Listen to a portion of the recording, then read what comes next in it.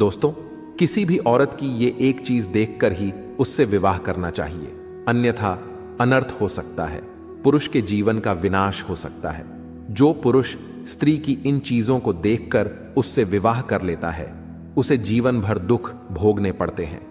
आज हम एक प्राचीन कथा के माध्यम से आपको बताने का प्रयास करेंगे कि औरत की कौन सी चीज देखकर उसे विवाह करना चाहिए।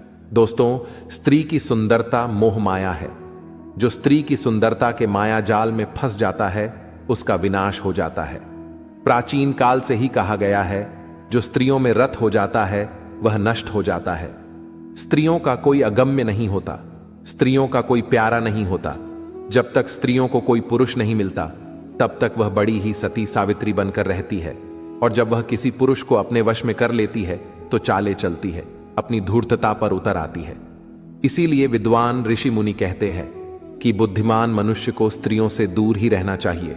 जो खुद का कल्याण चाहता है, जो परम पद की अभिलाषा रखता है, वह अपने मुख से किसी स्त्री का नाम भी ना ले, क्योंकि स्त्रियां विपाद करती है, रमण करती है, घुड़कियां देती है, हंसते के साथ हंसती है, रोते के साथ रोती है, चाले चलती है।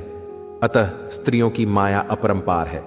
स्त्रियां एक पुरुष को देखती हैं, दूसरे पुरुष को चाहती है, तीसरे पुरुष के साथ भोग विलास करने की इच्छा रखती है। अतः इनका कोई प्यारा नहीं होता। जो पुरुष अज्ञानवश होकर यह सोचता है कि वह स्त्री उससे प्रेम करती है, तो वह बड़ा ही मूर्ख है। ऐसे अज्ञानी पुरुषों के साथ स्त्रियां खेल करती है, पंख नुचे हुए कौवे के समान उनके जीवन को बर्बाद कर डालती है। स्त्रियों की सुंदरता पर मोहित होने वाले पुरुषों को महान ऋषि मुनियों ने कहा है कि कामदेव स्त्रियों के ही दास है। जो पुरुष काम के वश में होकर स्त्रियों के पीछे लगता है, वह अपने जीवन को बर्बाद कर डालता है। दोस्तों, इस विषय में प्राचीन कथा मिलती है, जिसे सुनकर आपको पता चल जाएगा कि स्त्री की सुंदरता केवल मोह माया है। केवल स्त्री का चरित्र ही उसकी सुंदरता की निशानी है। इस कहानी को आप पूरा जरूर सुने। दोस्तों, प्राचीन काल की बात है। मध्य देश में एक अत्यंत शोभायमान नगरी थी। उस नगरी में एक सेठ रहता था, जो चीजों को बेचकर धन कमाता था। उस सेठ की एक बहुत ही सुंदर कन्या होती है, जिसका नाम सुकन्या था। सुकन्या अत्यंत गुणवान, चरित्रवान थी। जब सुकन्या जवान हुई तो उस सेठ को अपनी पुत्री के विवाह की चिंता सताने लगी। उस नगरी के एक महान राजा थे, जो अत्यंत गुणवान और बुद्धिमान थे। उस राजा का एक पुत्र था, जो बहुत ही चंचल और उन्मत्त स्वभाव का था। वह सदैव ही सुंदर सुंदर स्त्रियों से घिरा हुआ रहता था और स्त्रियों से खुद की सेवा करवाता था। उसे नाच गाना करना, मद्यपान करना आदि बुरी आदतें थी। फिर एक दिन वह राजकुमार घोड़े पर सवार होकर उस नगर में सैर करने के लिए निकलता है। तभी वह घोड़े पर बैठकर उस सेठ के घर के पास से गुजरने लगता है, तो वह देखता है कि एक अत्यंत सुंदर कन्या घर के सामने खड़ी होकर अपने बाल सुखा रही थी। वह कन्या परम सुंदरी, रतिमान मर्दिनी और मुनिमन मोहिनी थी। उसे देखकर कोई भी उस पर मोहित हो जाए। जब राजकुमार ने उस कन्या को देखा तो वह मंत्रमुग्ध हो गया, उस सुंदर कन्या पर मोहित हो गया। देखते ही उस राजकुमार को उस कन्या से प्रेम हो गया। वह सुंदर कन्या कोई और नहीं बल्कि सेठ की बेटी सुकन्या थी। सुकन्या के सुंदर मानमोहक रूप ने उस राजकुमार को पूरी तरह से जकड़ लिए। उस राजकुमार की सूध बुद्ध नहीं रही और वह राजकुमार वहीं से लौटकर अपने राजमहल चला गया। उस राजकुमार ने खाना पीना छोड़ दिया और पलंग पर लेटकर उसी सुंदर कन्या के बारे में सोचने लगा। उस राजकुमार ने पूरा दिन भोजन नहीं किया और दुखी होकर बस उस कन्या को पाने की कामना करने लगा। जब यह बात महाराज को पता चली कि उनके पुत्र ने खाना पीना छोड़ दिया है, तो वे दौड़ते हुए अपने पुत्र के कक्ष में चले आए। महाराज को अपने पुत्र की ऐसी अवस्था देखी नहीं गई। महाराज अपने पुत्र के पास जाकर उसे पूछने लगे, हे पुत्र, भोजन क्यों नहीं करते हो? क्या हुआ है? तुम्हारी जो भी इच्छा है वह पूरी की जाएगी। तुम हमसे कहो, तुम्हारी क्या परेशानी है? तब वह राजकुमार कहने लगता है, हे पिताश्री, मैं जब घोड़े पर बैठकर सैर करने के लिए नगर में गया था, तो मुझे एक अत्यंत सुंदर कन्या दिखाई पड़ी, जिसे देखते ही मुझे उससे प्रेम हो गया है। मैं उस कन्या से विवाह करना चाहता हूं। यदि उस कन्या से मेरा विवाह न हुआ तो मैं अपने प्राण त्याग दूंगा। फिर महाराज कहते हैं, हे पुत्र, तुम चिंता न करो। तुम्हारा उस कन्या से विवाह ना कर सकूं, तो मैं तुम्हारा पिता होने के योग्य नहीं। हे पुत्र, तुम बिल्कुल भी चिंतित ना हो। मैं आज ही उस सुंदर कन्या के पिता से तुम्हारे विवाह की बात करता हूं। वह मना नहीं करेगा। कौन भला राजकुमार से विवाह के लिए ना कहेगा। महाराज अपने मंत्रियों से कहकर उस कन्या के बारे में पता करने को कहते हैं। सभी मंत्री अपने सिपाहियों को कहकर पता करते हैं कि वह एक सेठ की कन्या है। फिर सभी मंत्री महाराज को उस सेठ के बारे में बताते हैं, तो महाराज उस सेठ को राजमहल में बुलाने के लिए कहते हैं। जब वह सेठ राजमहल में आता है तो महाराज उस सेठ से कहने लगते हैं, हे सेठ, हमारे राजकुमार को तुम्हारी कन्या से प्रेम हुआ है। वह तुम्हारी पुत्री से विवाह करना चाहता है। यह बात सुनते ही वह सेठ बहुत प्रसन्न हुआ और कहने लगा, हे महाराज, यह तो मेरा सौभाग्य है कि राजकुमार को मेरी पुत्री पसंद आई है। मेरे लिए यह बड़ी खुशी की बात है। मैं अभी घर जाकर अपनी पुत्री को यह खुशखबरी सुनाता हूं और उसकी इच्छा पूछकर आता हूं। इतना कहकर वह सेठ चला गया और घर जाकर उसने अपनी पुत्री सुकन्या को यह सारी बात बता दी।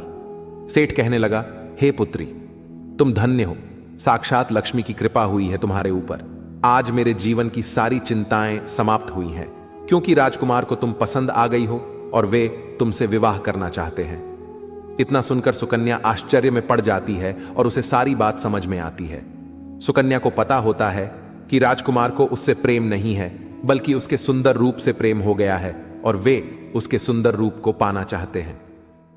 फिर सुकन्या अपने पिता से कहती है, हे पिताश्री, यदि आपको भी यह रिश्ता पसंद है तो मुझे भी पसंद है। मैं आपकी आज्ञा का पालन करके राजकुमार से विवाह कर लूंगी, किंतु मुझे राजकुमार से एक बार मिलना है। इसीलिए आप जाइए और राजकुमार से कहिए कि वे अगले सोमवार को मिलने के लिए आ जाएं, और वे चिंता ना करें, मैं उनसे विवाह अवश्य करूंगी।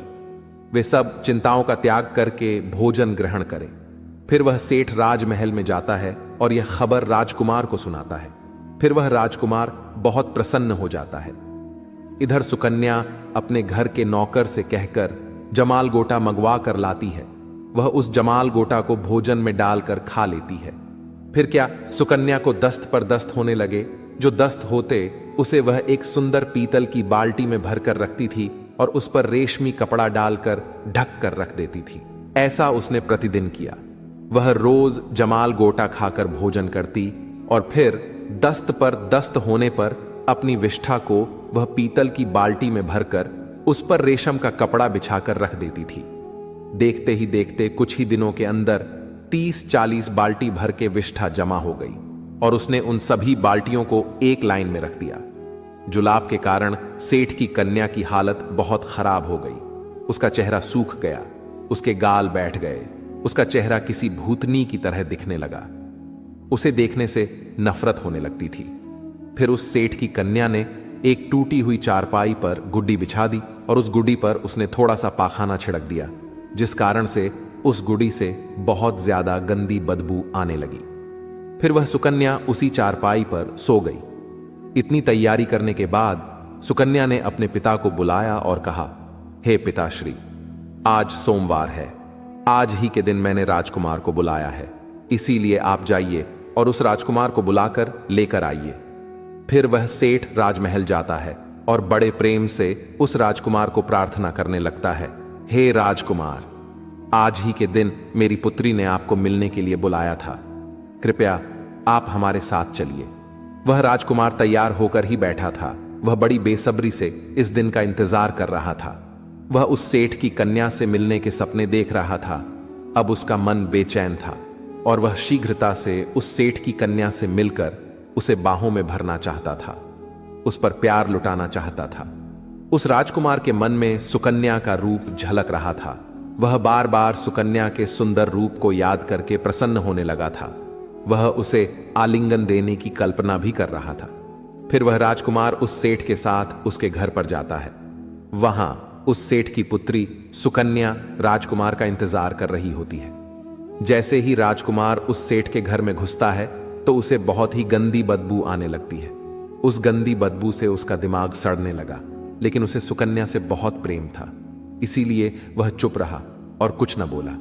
वह अपनी नाक पर हाथ रखकर घर के अंदर चलने लगा और वह उस पलंग के पास जा पहुंचा जहां पर वह सुकन्या लेटी हुई थी। जैसे ही राजकुमार ने सुकन्या को देखा, उसके पैरों के नीचे की जमीन खिसक गई, उसके पसीने छूटने लगे। सुकन्या का भूतनी जैसा रूप देखकर वह राजकुमार एकदम से घबरा गया। फिर वह सुकन्या पड़े पड़े ही बोली, राजकुमार, आप आ गए। अगर आपको मुझसे प्रेम है तो मैं आपकी सेवा में मौजूद हूं। आपकी जो इच्छा है वह आप कीजिए, मैं आपसे विवाह करने के लिए तैयार हूं। किंतु अगर आपको मेरी सुंदरता से प्रेम है तो वो देखिए, उन पीतल की बाल्टियों में मेरी सुंदरता भरी हुई है, आप उसे ले लीजिए। राजकुमार कुछ मूढ़ था और सुकन्या की बात सुनकर वह उन पीतल की चमकदार बाल्टियों से रेशमी कपड़ा हटा देता है तो उसमें सड़ा हुआ पाखाना नजर आता है, जिसे देखते ही राजकुमार अपनी नाक दबाकर वहां से भाग निकलता है। सेठ के घर से बाहर निकलकर वह तुरंत ही घोड़े पर बैठकर अपने राजमहल को चला गया। वहां पहुंचकर उसने चैन की सांस ली। अब उसे पता चल गया था कि यह संसार मोह माया है, जैसा दिखता है वैसा नहीं होता है। उसे संसार की और विषयों की असलियत मालूम हो गई। वह कहने लगा, यह संसार कुछ भी नहीं है, बस मोह माया है, जैसा दिखता है वैसा नहीं है। जिस सुंदरता को देखकर मैंने खाना पीना छोड़ दिया था, मेरी रातों की नींद बर्बाद हो गई थी, मेरा सुख चैन सब कुछ खो गया था, वह तो कुछ ही दिनों में नष्ट हो गई। फिर उसी दिन उस राजकुमार को संसार से विरक्ति हो गई, उसमें वैराग्य आ गया। वह उठ खड़ा हुआ, उसने अपने राज का त्याग कर दिया, पूरे शरीर पर भस्म लगा लिया, मृगछाला को धारण किया और वन में चला गया। वन में जाकर वह परमात्मा की भक्ति में लीन हो गया। उसके अंदर से सब प्रकार के लालच, दोष, आसक्ति, मोह सब कुछ नष्ट हो गए और उसका अंतर्मन पवित्र हो गया। तो दोस्तों, शरीर की सुंदरता केवल बाहरी होती है, जिसे देखकर मनुष्य को कभी अपना मानसिक संतुलन नहीं खोना चाहिए। मनुष्य का अंतर्मन सदैव ही शुद्ध होना चाहिए, तभी उसे सामने वाले के मन की सुंदरता दिखाई पड़ती है। स्त्रियों के सुंदर रूप को देखकर उन पर कभी मोहित नहीं होना चाहिए। स्त्रियों के मन की परख करनी चाहिए।